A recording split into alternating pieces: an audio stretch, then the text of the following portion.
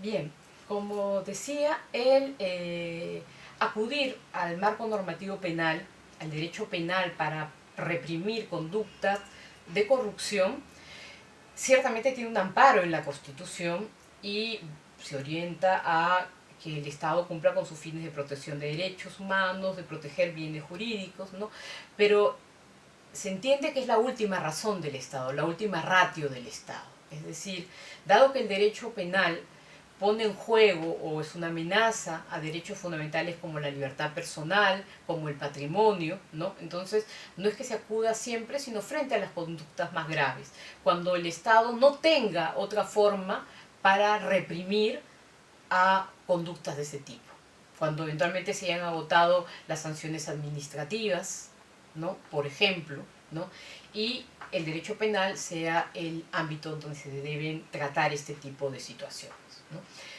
Dentro de la Constitución, ¿dónde vemos el amparo de esta intervención represiva del Estado? Primeramente, volvemos a los deberes del Estado, al artículo 44 de la Constitución. Y está nuevamente la garantía de la plena vigencia de los derechos humanos y los 4 tipos de obligaciones que se derivan de ellos, ¿no? Y también porque otro de los deberes primordiales que no se ha mencionado es que el Estado debe proteger a la población de las amenazas contra su seguridad. La corrupción, ¿no? Los actos de corrupción, el de extraer recursos públicos en beneficio de privados, es en la práctica una amenaza contra la seguridad de las personas. No solamente afecta derechos de prestación, que son los clásicos derechos como la salud, la educación, sino que eventualmente te trae recursos para que el Estado, por ejemplo, pueda cumplir con políticas de seguridad ciudadana que están directamente vinculados a derechos como la libertad personal, la integridad física, la propiedad, ¿no? En esa medida, ¿no?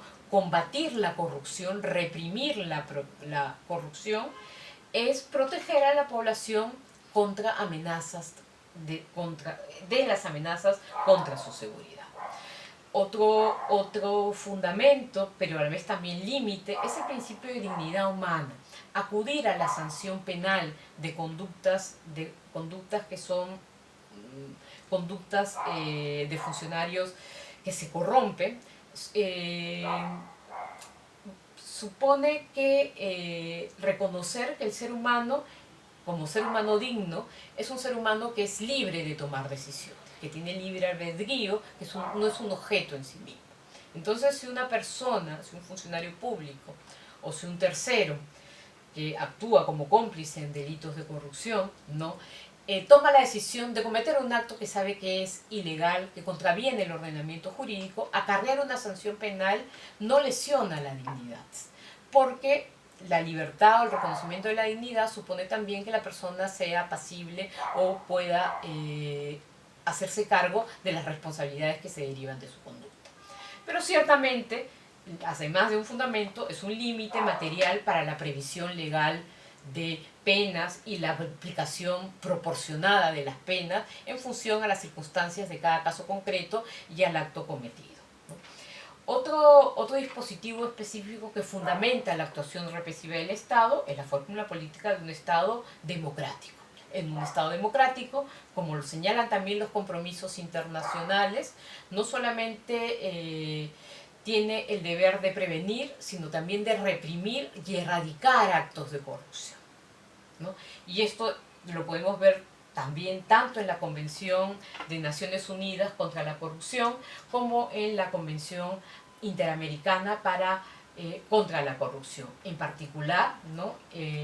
Como señala el propósito segundo de la Convención de Naciones Unidas, promover y fortalecer el desarrollo por parte de cada uno de los estados de mecanismos necesarios para prevenir, detectar, sancionar y erradicar la corrupción. Entonces, desde el punto de vista represivo, la sanción y la erradicación de la corrupción están dando cuenta del cumplimiento de compromisos internacionales. En base a esta normativa, a este programa constitucional contra la corrupción, el Tribunal Constitucional ha tenido la oportunidad de pronunciarse en diversos casos, sea casos individuales de personas que están siendo sancionadas por delitos de corrupción y que buscan revertir a través de los procesos constitucionales la sanción, ¿no? O recibir un nuevo juzgamiento, y también ha tenido oportunidad de pronunciar, bueno, y hay casos célebres en este, como el caso de los hermanos Wolfenson o el caso del señor Bedoya de Vivanco, ¿no? Son casos en los que el Tribunal Constitucional ha interpretado las normas constitucionales del programa constitucional contra la corrupción. Y hay casos también que no se refieren a personas concretas, a procesos de habeas corpus, sino al uso del proceso de inconstitucionalidad, en el que el tribunal ha podido evaluar normas penales y verificar si éstas cumplen con los mandatos constitucionales de prohibición o mandato específico, o están dentro del marco o el margen de actuación que tiene el legislador dentro del programa de la Constitución. Entonces, el Tribunal Constitucional también ha acuñado el fundamento constitucional de la intervención del Estado en materia penal frente a la corrupción. Finalmente,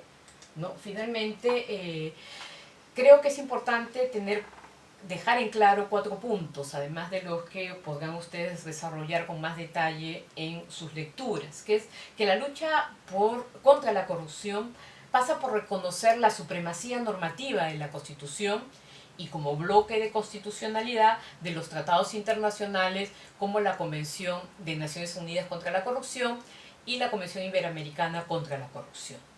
Y que en ella se contienen unos principios y unos compromisos, en el caso internacional, que deben orientar la actuación del Estado para la prevención y la represión y erradicación de la corrupción. En esa medida, desde el punto de vista jurídico, y este es el segundo punto que debería quedar claro, la lucha contra la corrupción no se agota en normas penales. Empieza en la Constitución, y tanto normas administrativas como normas penales deben hacer posible el programa constitucional contra la corrupción. Deben concretarlo en la práctica. El legislador está vinculado a este marco del que hemos hablado. Marco que, insisto, no se agota en el texto de la Constitución peruana, sino que la Constitución peruana se complementa con los tratados internacionales.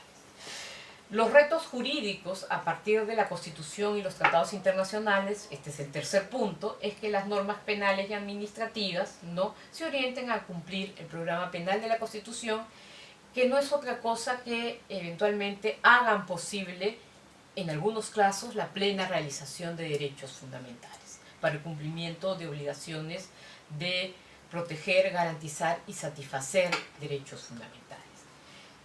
Y finalmente, el cuarto es que el fenómeno social denominado la corrupción debe entenderse como un fenómeno que no es solamente del Estado, ¿no? Es de la sociedad también, ¿no? Y el Estado, porque la sociedad acepta que sus funcionarios se comporten de una determinada manera. Eso significa que no afecte gravemente al Estado, porque socava precisamente su legitimidad de sus instituciones y socava un elemento importante que es el elemento democrático del Estado.